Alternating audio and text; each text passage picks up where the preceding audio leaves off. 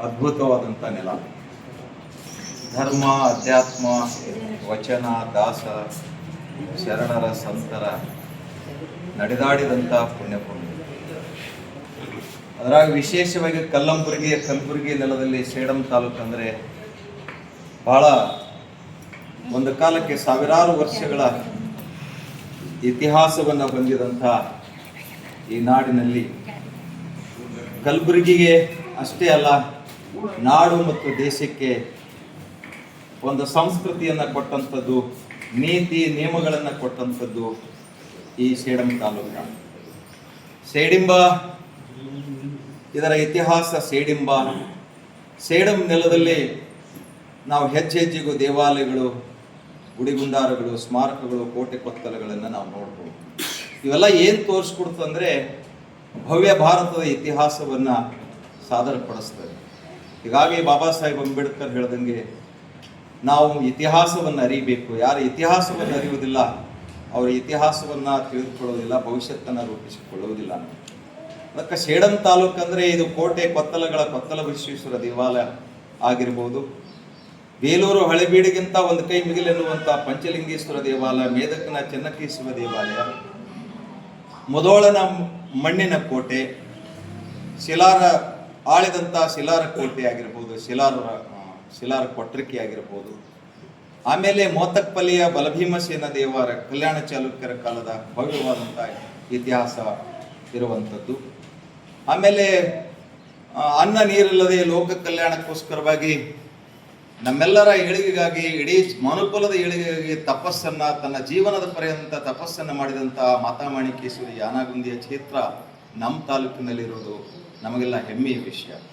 ಜೀವನ ಪರ್ಯಂತ ಅಹಿಂಸಾ ಬೋಧನೆಯನ್ನು ಬೋಧಿಸಿದಂಥ ತಾಯಿ ನಡೆದಾಡಿದಂಥ ಪುಣ್ಯಭೂಮಿ.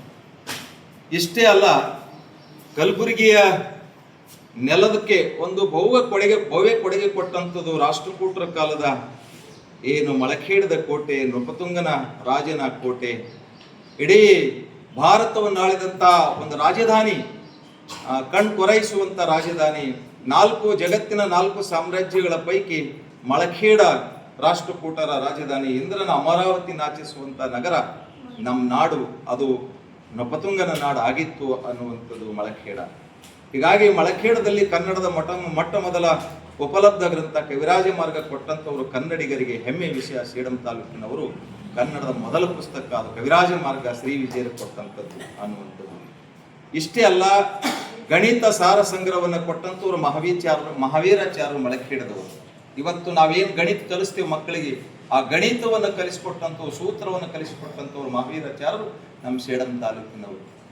ಹೀಗೆ ಹೆಜ್ಜೆಗೂ ದೇವಾಲಯಗಳು, ಸ್ಮಾರಕಗಳು. ನೃಪತುಂಗ ಚಕ್ರವರ್ತಿ ಪ್ರಜಾಪ್ರಭುತ್ವದ ನೆಲೆಗಟ್ಟಿನ ಮೇಲೆ, ಅಂದು ಅರಸೊತ್ತಿಗೆ ಇತ್ತು, ಪ್ರಜಾಪ್ರಭುತ್ವದ ನೆಲೆಗಟ್ಟಿನ ಮೇಲೆ ಪ್ರಜೆಗಳೇ ತನ್ನ ಮಕ್ಕಳೇ ಅಂತೇಳಿ ಭಾವಿಸಿ ತನ್ನ ಪ್ರಜೆಗಳಿಗೋಸ್ಕರವ ತನ್ನ ಕಿರುಬೆರಳನ್ನು ಕೊಲ್ಲಾಪುರದ ಮಹಾಲಕ್ಷ್ಮಿಗೆ ಅರ್ಪಿಸಿ, ನೈವೇದ್ಯವಾಗಿ ಅರ್ಪಿಸಿ ಮಳೆ ಬೆಳೆ ತಂದಂಥ ಏಕೈಕ ರಾಜ ಜಗತ್ತಿನಲ್ಲಿ ಯಾರಾದಿದ್ರೆ ನಮ್ಮ ಸೇಡಂ ತಾಲೂಕಿನ ಮಾನ್ಯಕೇಟದ ಅರಸ ನೃಪತುಂಗ ಚಕ್ರವರ್ತಿ ಅಂತ ಅಭಿಮಾನ ನಮಗಿರಬೇಕು. ಇವೆಲ್ಲ ಮಕ್ಕಳಿಗೆ ತಿಳಿಸ್ಕೊಡುವಂಥ ಕೆಲಸ ಆಗಬೇಕನ್ನುವಂಥದ್ದು. ಅಷ್ಟೇ ಅಲ್ಲ, ಮಗ ತಪ್ಪು ಮಾಡಿದಾಗ, ಪ್ರಜೆಗಳು ತಪ್ಪು ಮಾಡಿದಾಗ ಮರಣದಂಡನೆ ಶಿಕ್ಷೆ ಕೊಡ್ತಿದ್ರು. ಆದರೆ ನಮ್ಮ ರಾಷ್ಟ್ರಕೂಟರ ಅರಸನ ಮಗ ನೃಪತುಂಗ ಚಕ್ರವರ್ತಿಯ ಮಗ ಕೃಷ್ಣ ತಪ್ಪು ಮಾಡಿದಾಗ ಹಿಂದು ಮುಂದೆ ನೋಡದೆ ಅವನಿಗೆ ತಂದು ನಿಲ್ಲಿಸಿದಾಗ, ನಿಮ್ಮ ಮಗನಿಗೆ ಏನು ಶಿಕ್ಷೆ ಕೊಡ್ಬೇಕಂದ್ರೆ ಕೊಡೆ, ಮರಣದಂಡನೆ ಶಿಕ್ಷೆ. ಮಗ ಆದರೇನು, ಪ್ರಜೆಗಳಾದರೇನು, ಪ್ರಜೆಗಳು ಅಷ್ಟೇ, ಮಕ್ಕಳು ನನ್ನ ಮಗನೂ ಅಷ್ಟೇ ಅಂತೇಳಿ ಮರಣದಂಡನೆಯನ್ನು ಕೊಟ್ಟಂತ ಏಕೈಕ, ಈ ನೆಲದಲ್ಲಿ ಜಗತ್ತಿನಲ್ಲಿ ಏಕೈಕ ದೊರೆ ಕೊಟ್ಟಂತ ನಮ್ಮ ನೆಲ ಅದು ಸೇಡಂ ತಾಲೂಕ ಅನ್ನುವಂಥದ್ದು. ಮರಣದಂಡನೆ ಕೊಟ್ಟ ಮಗುವಿಗೆ. ಸೊ ಈ ರೀತಿಯಾದಂಥ ಒಂದು ಎಲ್ಲೋರದಲ್ಲಿ ಇವತ್ತು 20 ರೂಪಾಯಿ ನೋಟ್ನಲ್ಲಿ ಎಲ್ಲೋರದಲ್ಲಿರುವಂಥ ಕೈಲಾಸನಾಥ ದೇವಾಲಯ, ಒಂದೇ ಸಲ ಬಂಡಿಯಲ್ಲಿರುವಂಥ ಒಂದು ಅದ್ಭುತವಾದಂಥ ಈ ವಿಶ್ವ ಪಾರಂಪರಿಕ ಪಟ್ಟಿಗೆ ಸೇರಿದಂಥ ಆ 20 ರೂಪಾಯಿ ನೋಟ್ನಲ್ಲಿರುವಂಥ 1ನೇ ಕೃಷ್ಣ, ನಮ್ಮ ಮಳಖೇಡದವನೇ 1ನೇ ಕೃಷ್ಣ, ಎಲ್ಲೋರದ ಮಹಾರಾಷ್ಟ್ರದ ಎಲ್ಲೋರದಲ್ಲಿರುವಂಥ ಕೈಲಾಸನಾಥ ದೇವರು ಒಂದೇ ಬಂಡಿಯಲ್ಲಿ ಅಖಂಡ ಶಿಲೆಯಲ್ಲಿ ಒಂದು ಶಿಲ್ಪ ಕಲೆಯನ್ನ, ಅದು ಭವ್ಯವಾದಂಥ ಒಂದು ಗುಡಿಯನ್ನು ಕಟ್ಟಿಸಿದಂಥವ್ರು ನಾವು ಸೇಡಂ ತಾಲೂಕಿನವರಂತ.